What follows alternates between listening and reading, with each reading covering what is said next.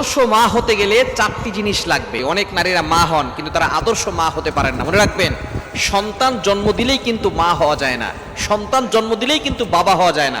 আদর্শ মা হতে হবে, আদর্শ বাবা হতে হবে। বিশেষ করে যেহেতু বাবারা বাহিরে থাকেন, কাজে ব্যস্ত থাকেন, একজন সন্তান ছোট্টকাল থেকে তার মায়ের কাছেই বড় হয়, মায়ের কাছেই। কারণ একজন সন্তানের সবচেয়ে বড় বিদ্যালয় হচ্ছে তার মা। তার মায়ের কাছ থেকে সে সব কিছু শিখতে পারে।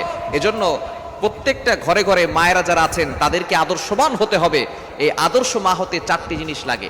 এক নাম্বার, আদর্শ মা হতে গেলে যেটা লাগবে সেটা হচ্ছে সন্তানকে বিদ্যা শিক্ষা দিতে হবে, সন্তানকে ধর্মীয় শিক্ষা দিতে হবে।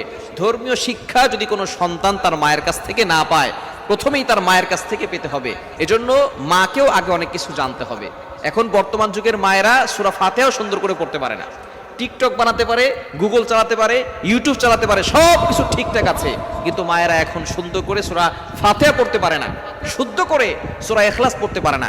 এজন্য সন্তানদের সর্বপ্রথম যে বিদ্যালয়, সেখান থেকে যদি এই সূরাগুলো সে মুখস্থ করতে পারে, সূরা ইখলাস, সূরা ফাতিহা এবং সূরা ফালাক, সূরা নাস, এগুলো যদি সে ছোটবেলায় মুখস্থ করতে পারে, তাহলে সারা জীবন নামাজে এই সূরাগুলো পড়বে, মায়েরা সারা জীবন এই নামাজের সওয়াব পেতে থাকবে।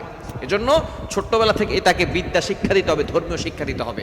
দুই নাম্বার, আদর্শ মা হতে গেলে তাকে শিষ্টাচার শিক্ষা দিতে হবে, তাকে আদব শিক্ষা দিতে হবে। বর্তমান যুগের অনেক মায়েরা সন্তানদেরকে আদর্শ শিক্ষা দিতে পারে না, আদব শিক্ষা দিতে পারে না, শিষ্টাচার শিক্ষা দিতে পারে না, তাকে শিষ্টাচার শিক্ষা দিতে হবে। তিন নাম্বার হচ্ছে, আদর্শ মা হতে গেলে সন্তানদেরকে পরিপাটি করে গুছিয়ে তারপরে পরিষ্কার পরিচ্ছন্নতা শিক্ষা দিতে হবে, তাদেরকে পরিপাটি রাখতে হবে। দুঃখজনক হলেও সত্য, এখন অনেক মারাই এটা করতে পারে না। বিশেষ করে মেয়েটা হেজাব পড়ছে কিনা, মেয়েটা ছোট্টবেলা থেকে গেঞ্জি টি শার্ট পরতে পরতে বড় হওয়ার কারণে সেই মেয়েটা দেখা যাচ্ছে পরবর্তী সময় আর পর্দা করে না।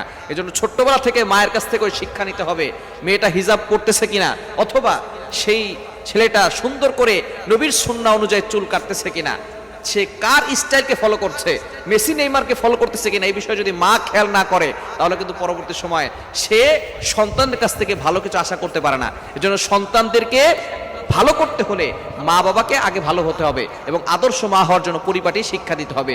এবং 4 নাম্বার হচ্ছে, সন্তানদেরকে পাহারা দিতে হবে।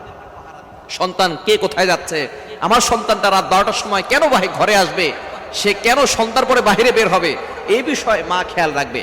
যেহেতু বাবা অনেক রাতে বাসায় ফিরে, সারা দিন সে কাজ করে, সারা রাত অনেক বাবারা কাজ করেন, সুতরাং মা বাসায় থাকেন, মা এই বিষয়গুলো খেয়াল করবেন। সুতরাং মা হতে গেলে এই 4টি জিনিস অবশ্যই ফলো করতে হবে।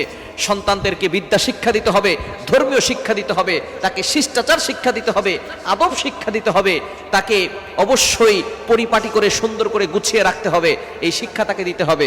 এবং 4 নাম্বার, তাকে পাহারা দিতে হবে, সে কোথায় যাচ্ছে, কোথা থেকে আসছে, এই বিষয়ে মাকে খোঁজ খবর রাখতে হবে, তাহলেই সে একজন আদর্শ মা হতে পারবে।